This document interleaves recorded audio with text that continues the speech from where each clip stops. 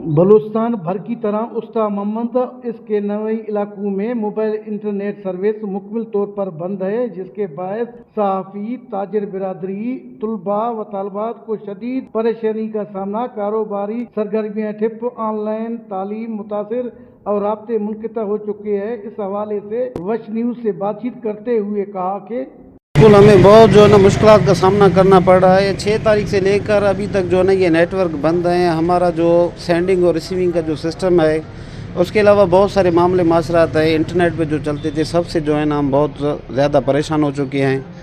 तो हम लिहाजा हुकूमत से जो है ना मुतालबा करते हैं कि मेहरबानी करके इस चीज़ का नोटिस लें और जल्द नेट का जो है ना सिस्टम बहाल कर दिया जाए। ये मुतालबा गरीब माण्हू नेटवर्क बंद करे छॾिया अथऊं, परेशान आहियूं काफ़ी ॾींहं खां, 3 ॾींहं अॼु महिरबानी करो इसके बहाल करे वञे।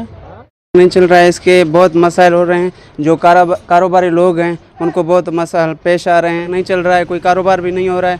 ऑनलाइन जो कारोबार करते हैं यहाँ पर बहुत से जो हैं पढ़े लिखे इंसान हैं, जो कारोबारी हैं, वो उनका कारोबार होता है ऑनलाइन नहीं चल रहा है। अभी नेटवर्क भी नहीं चल रहा है।